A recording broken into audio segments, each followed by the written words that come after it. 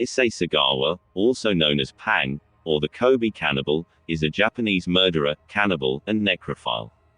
Issei Sagawa was born on 26 April 1949, in Kobe Hyugo Prefecture, to wealthy parents. Sagawa's father, Akira Sagawa, was a businessman who had served as president of Kurita Water Industries, and his grandfather had been an editor for the Asahi Shimbun. Sagawa was born prematurely, and reportedly small enough that he could fit in the palm of his father's hand, and immediately developed enteritis, a disease of the small intestine. Sagawa eventually recovered after several injections of potassium and calcium in saline. Sagawa's fragile health and introverted personality led to him developing a strong interest in literature. Sagawa attended schools in Kamakura, Kanagawa Prefecture, where he first experienced cannibalistic desires while in the first grade, after seeing a male's thigh. In a 2011 interview with Vice, Sagawa reported that as a youth he partook in bestiality with his dog and experienced cannibalistic desires for women. Sagawa attended Wako University and completed a master's degree in English literature at Kwansei Gakuin University. At the age of 24, while attending Wako University in Tokyo, Sagawa followed a tall German woman home, then broke into her apartment while she was sleeping. Sagawa's intention was to cannibalize her by slicing off part of her buttocks, and sneaking away with a small part of her flesh, but she awoke, and Sagawa claims, she pushed him to the ground. Sagawa was captured by police and charged with attempted rape, and did not confess his true intentions to authorities.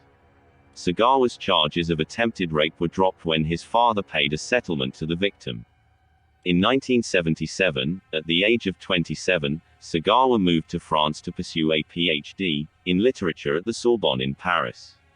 Sagawa has said that while residing in Paris, almost every night he would bring a prostitute home and then try to shoot them, but for some reason his fingers froze up and he couldn't pull the trigger. On the 11th of June 1981, Sagawa, then 32, invited his Sorbonne classmate Renée Hartevelt, a Dutch woman, to dinner at his apartment at 10 Rue Erlanger, under the pretext of translating poetry for a school assignment. Sagawa planned to kill and eat her, having selected her for her health and beauty, characteristics he felt he lacked. Sagawa considered himself weak, ugly, and small. He was 4 feet 9 inches tall and claims he wanted to absorb her energy. She was 25 years old and 5 feet 10 inches. After Hartevelt arrived, she began reading poetry at a desk with her back to Sagawa, when he shot her in the neck with a rifle. Sagawa said he fainted after the shock of shooting her, but awoke with the realization that he had to carry out his plan. Sagawa had sex with her corpse, but he could not bite into her skin because his teeth were not sharp enough, so he left the apartment and purchased a butcher knife. Sagawa consumed various parts of Hartevelt's body, eating most of her breasts and face either raw or cooked, while saving other parts in his refrigerator. Sagawa also took photographs of Hartevelt's body at each eating stage. Sagawa then attempted to dump the remains of Hartevelt's corpse in a lake in the Bois de Boulogne, carrying her dismembered body parts in 2 suitcases, but was caught in the act and arrested by French police 4 days later. Sagawa's wealthy father provided a lawyer for his defense, and after being held for 2 years awaiting trial, Sagawa was found legally insane and unfit to stand trial by the French judge, who ordered him held indefinitely in a mental institution. After a visit by the author Inuhiko Yomota, Sagawa's account of his kill was published in Japan under the title In the Fog.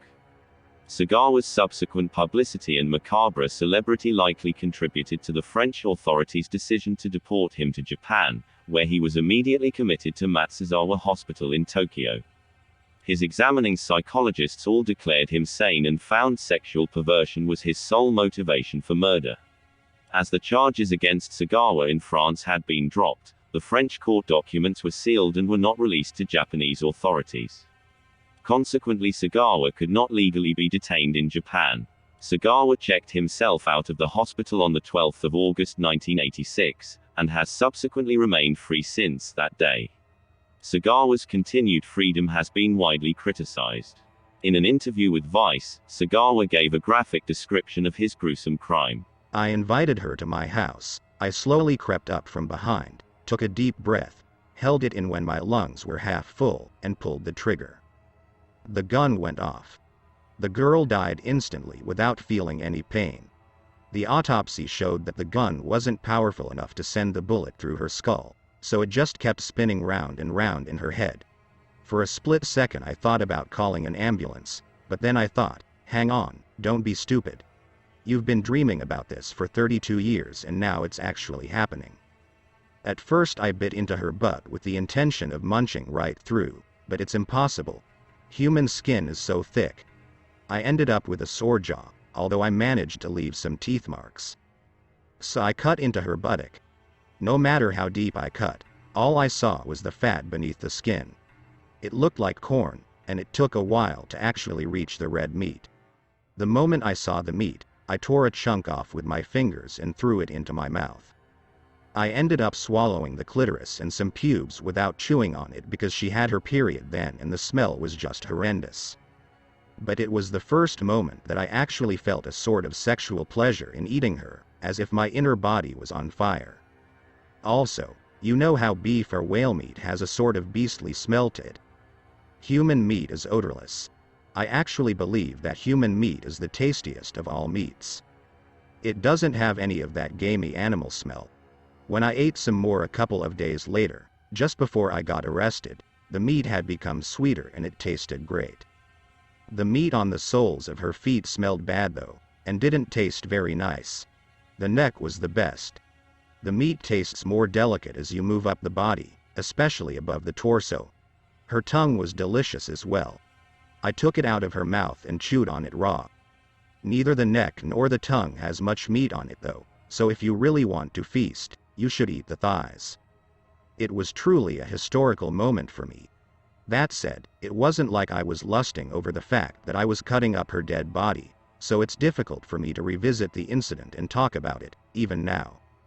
This must sound rich coming from me, but the moment the girl became a corpse, I realized that I had lost an important friend and even regretted killing her for a moment. What I truly wished was to eat her living flesh. Nobody believes me, but my ultimate intention was to eat her, not necessarily to kill her. To this day, I still think, if only she had let me taste her, just a little bit. If we had spent another evening having dinner and chatting about our families, I never would have been able to kill her. In other words, I can't project my fantasies onto somebody who is already personified in my mind. That's why my first candidates were all prostitutes. I had a lot of other female friends as well, but I would never have dreamed of eating them since I considered them human beings with their own individual personalities. People tell me that I killed her because I loved her, but why would I kill and eat someone who I truly loved? Asked whether or not he had the urge to do it again, his response was, "Oh yes, definitely." The desire to eat people becomes so intense around June, when women start wearing less and showing more skin. Just today, I saw a girl with a really nice derriere on my way to the train station. When I see things like that, I think about wanting to eat someone again before I die.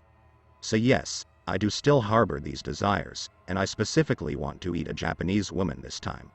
Between 1986 and 1997, Sagawa was frequently invited to be a guest speaker and commentator.